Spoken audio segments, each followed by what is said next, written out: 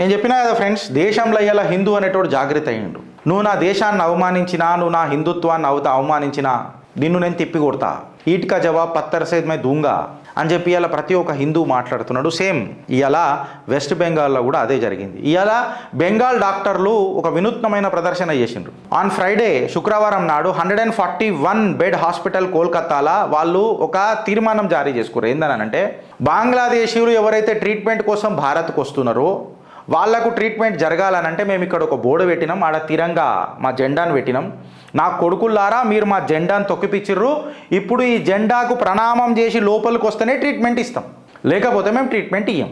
నువ్వు నా భారతాన్ని అవమానిస్తావురా నా కొడక అని అన్నారు. నా ఈ పైజామా నాడలు కట్టుకొని చాతగాని నా చిల్లర నా కొడుకులు వీళ్ళు భారతదేశపు జెండాను తొక్కుకుంటూ పోతారు. మనం ఉల్లిగడ్డలు ఇస్తే తడకాలు దాల్ తడకాలు చేసుకునే చిల్లర నా కొడుకులు ఇవాళ భారత్ జెండాని అవమానిస్తారు. మేం బిచ్చమేస్తే దేశం ఫామ్ చేసుకున్న మీరు చిల్లర నా కొడుకులు మీరు భారతదేశ తిరంగాను అవమానిస్తారు. ఇవాళ తిరంగానే లేకపోయినుంటే నీవు ఇవాళ బంగ్లాదేశీ లేక ఆమ్లా బాంగ్లా అని చెప్పేదో మాట్లాడుకొని స్లోగన్ తీసుకొని కొట్లాడినావు చూడు ఆ రోజు బంగ్లాదేశ్ యుద్ధం. మళ్ళీ ఏడిపోయింది అని అడుగుతున్నా. ఎవడైతే మిమ్మల్ని వెనకకేని చురి గుసాంచిండో ఖంజర్ గుసాంచిండో ఇవాళ సంకనాకనికే పాకిస్తాన్తో చేతులు కలిపినావు, ఐఎస్ఐతో చేతులు కలిపినావు. Doctor's message was very clear in Siliguri. Tricolour తిరంగాడ పెట్టి కంప్లీట్గా ఖచ్చితంగా ప్రణామం చేసి పోవాలా అని చెప్పిండు. ఆయన ఏమన్నాడంటే నా దేశం నాకు ఫస్ట్, నువ్వు నా దేశాన్ని అవమానించినా, నా దేశ ప్రజలను అవమానించినా, నా నాగరికతను అవమానించినా నేను తిప్పి ఖచ్చితంగా ఇస్తా, నేను కూడా ఆ ఇన్సల్ట్ని నీకు పరిచయం చేస్తా. ధర్మహింస తదైవచ. వీడికి ఆగలే మమతా బెనర్జీ దగ్గర, ఈడు ఆగలే. మమతా బెనర్జీ కూడా జర ఎట్లా నడుస్తుందో ఒకసారి చూడుండ్రి. హిందూ జాగృతి అవుతున్నాడు. ఇవాళ సీన్స్ మీరు ఆడ క్లియర్ కట్గా చూస్తే వెస్ట్ బెంగాల్లో rare radio active element californium ఒక ఇంట్లో నుంచి బెంగాల్ టీఎంసీ లీడర్ హస్బెండ్ ఎవరైతే ఉన్నారో అది వాళ్ళ ఇంట్లో నుంచి దొరికింది. ఈ రేడియో యాక్టివ్ సబ్స్టెన్స్ కాలిఫోర్నియం ఏంది గిరీష్ అన్నానంటే ఇది జనరల్గా space research especially nuclear reactor తయారు చేసుట్లల్లా దీన్ని వాడతారు అని చెప్పి చెప్తున్నారు. ఇది TMC leader Amrita Ekka husband Francis Ekka. Amrita Ekka ఎవరైతే టీఎంసీ లీడర్ ఉన్నారో ఆమె భర్త ఫ్రాన్సిస్ ఎక్కా ఇంట్లో డార్జిలింగ్ నక్సల్ బారీస్ ఇలాకాలలో ఇది దొరికింది. అయితే ఇప్పటిదాకా మీరు అక్కడ వెనకకు చూస్తున్నారు వచ్చు గిరీష్, ఇది రేడియో యాక్టివ్ సబ్స్టెన్స్ కాలిఫోర్నియం అని మాట్లాడుతున్నావు కదా, ఇది ఎంత కాస్ట్ అని చెప్తే 17 crores per గ్రామ్. 1 గ్రామ్ విలువ ఎంత? 17 కోట్లు. ఇట్లాంటి రేర్ సబ్స్టెన్స్ ఈ ఇంట్లో ఎందుకు దొరికింది? ఇంత హై సెక్యూరిటీ ఉండాల్సిన ఈ సబ్స్టెన్సు న్యూక్లియర్ రియాక్టర్ తయారీలలో వాడే ఈ సబ్స్టెన్సు ఇలా చేతులలో ఎట్ట దొరికింది?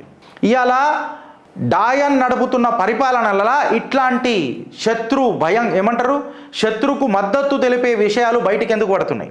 భారత్ని వీళ్ళు ఏం చేయాలని అనుకుంటున్నారు? చొరబాటుదారులను తీసుకొని వచ్చి భారత్ నుంచే విడగొట్టాలన్న ప్రయత్నం చేస్తున్నారా?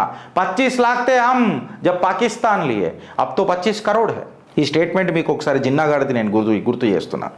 ఇవాళ కీలకమైన దస్తావేజులు దొరికినాయి. ఎక్కడ? Defence Research and Development Organisation DRDO documents ఇలా ఇంట్లోకే దొరికినాయి. మీరు ఒకసారి గుర్తుపెట్టుకోరు, మీరు వేసే ఓటు ఎక్కడున్నది? ప్రతిదీ రాజకీయ ముద్ద లెక్క చూడొద్దు అని చెప్తారు మళ్ళీ అవిముక్తేశ్వర్ ఆనంద్జీ. మళ్ళీ దీని మీద ఏం మాట్లాడతారండి? పీఠాధిపతులు లెక్క ఉండాలా, రాజకీయ నాయకుల లెక్క ఉండాలా, ప్రజల లెక్క ఉండాలా, ఓటర్లు మాత్రం ఓటర్ల లెక్క ఉండు కాదు ఫ్రెండ్స్. ఓటర్లు జర్ర నాయకుల లెక్క ఆలోచించి ఓటు హక్కు వినియోగించేటట్టు ఉంటే ఇక రివర్స్ ప్రాసెస్ మొదలవుతుంది. నీ ఓటు హక్కును కరెక్ట్గా మొదలెడితే నీకు నాయకుడు కరెక్ట్ వస్తాడు.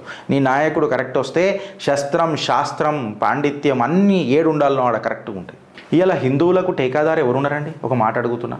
వారణాసిలను దేశ ప్రధాని ఎవరైతే ఆర్టికల్ 370 మీద మాట్లాడని ఈ మళ్ళా పెద్ద మహనీయ స్వామీజీలు, ఇన్ఫ్యాక్ట్ వక్ఫ్ బోర్డు వచ్చినప్పుడు మాట్లాడని స్వామీజీలు, మళ్ళా ప్లేసెస్ ఆఫ్ వర్షిప్ యాక్ట్ వచ్చినప్పుడు మాట్లాడని స్వామీజీలు, ప్రతి ఒక్కళ్ళు ఇవాళ అంటే వాళ్ళ అస్తిత్వం ఏమనాలని నాకు అర్థమవుతలేదు. శాస్త్రోక్తంగా ఉన్న మీరు శాస్త్రంగా ఉంటే బాగుంటుంది అని చెప్పి జనాలు మాట్లాడుకుంటారు. మనం విడిపోతే విధ్వంసమే అనేది అలా ప్రతి హిందూ బంధువుకి అర్థమైంది.